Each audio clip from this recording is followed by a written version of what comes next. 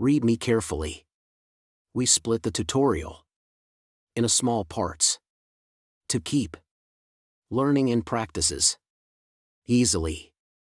Watch all from playlist. এগুলো আমার সব এই ছবিগুলো সব আমার নিজেরই, এগুলো আমার ফেসবুকে আশা করি আছে। এখানে ম্যাক্সিমাম ছবি যে বেয়ার কম্পিউটার বেয়ার কম্পিউটার বেয়ার কম্পিউটার বেয়ার, এটাও আমারই, এটা হয়তো অন্যভাবে লিখছি। যাই হোক, আশা করি আপনারা বুঝতে পারছেন ছবি অপটিমাইজ করলে কি লাভ। এগুলো গুগলে র্যাঙ্ক করে, যদি একটু সময় লাগে র্যাঙ্ক করতে। দেখি আসছে কিনা ফেসবুকে আমার পোস্ট টাইমলাইন ফটো তো আসছে, কিন্তু এটা তো এইভাবে না, একটা ফটোর নিচে নাম দেখাচ্ছে না। নাম দেখানোর কথা, সম্ভবত আমি নাম না দিয়ে সেভ করছিলাম। দেখি,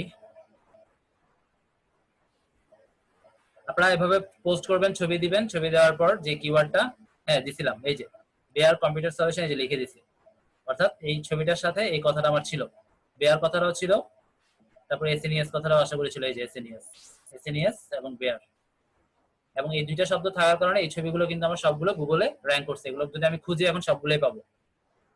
তাহলে এইভাবে আপনারা প্রত্যেকটা ছবি ফেসবুকে করবেন, ফেসবুকে পোস্ট করবেন, পোস্ট করার পর প্রত্যেকটা ছবিতে আপনার ওই কিওয়ার্ডটা দিয়ে জাস্ট অপটিমাইজ করে দেবেন, অর্থাৎ ছবির নাম হচ্ছে আপনার যে কিওয়ার্ডটা বায়ার দিছে সেটা, আর কিছু লাগানোর দরকার নেই। আর বড়জোর চিনার জন্য সংখ্যা লাগাতে পারেন, যেটা 1 নাম্বার, এটা 2 নাম্বার, এটা 3 নাম্বার, এটা লাগালেও হবে, না লাগালেও কোনো সমস্যা নেই, লাগাতে পারেন জাস্ট আপনার চিনার জন্য বা বোঝার জন্য। তবে মূল কিওয়ার্ডটা অবশ্যই থাকবে, সাথে আরো কিছু লাগাতে পারেন, কোনো সমস্যা নেই, মূল কিওয়ার্ডটা জাস্ট থাকলেই হলো।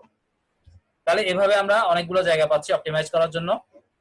আরো অনেক জায়গা আছে, আসলে আপনারা মোট কথা যেখানে লিখার জায়গা আছে সেখানেই, এক কথায় সেখানেই আপনারা কিওয়ার্ড গুলো বসিয়ে দিবেন। তাহলে এটাই হলো আমার, যেহেতু এটা আমি ফেসবুকে আমার নিজস্ব পেজের উপরে কাজ করলাম, এটা হলো আমার অন পেজ।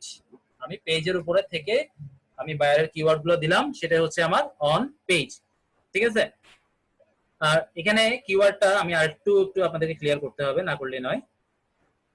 আরেকটু যেটা ক্লিয়ার করবো সেটা হচ্ছে, আপনাদেরকে যে বললাম ইউনিক করার ব্যাপারটা, যদি ইউনিক হয় আপনার কিন্তু জাস্ট সিম্পল কাজ, গুগল টপে আনাটা খুবই সিম্পল, যদি কিওয়ার্ডটা ইউনিক হয়, অর্থাৎ সার্চ ভলিউম। যেমন এই বেয়ারটা থাকার কারণে আমার জন্য সবচেয়ে বড় প্লাস পয়েন্ট ছিল, এবং এই বেয়ারটার কারণে আমি জাস্ট সামান্য কিছু কাজ করে এটাকে আমার র্যাঙ্কে আসতে খুব বেশি সময় লাগেনি, 14 দিন বা 13 দিন বা 11 দিন সম্ভবত এরকমই চলে আসছে। এর একমাত্র কারণ হচ্ছে এই বেয়ার শব্দটা, এটা থাকার কারণে খুব শর্টকাট আমি আনতে পারছি, এবং কিওয়ার্ডটা ছিল ইউনিক, সার্চ ভলিউম ছিল অনেক কম।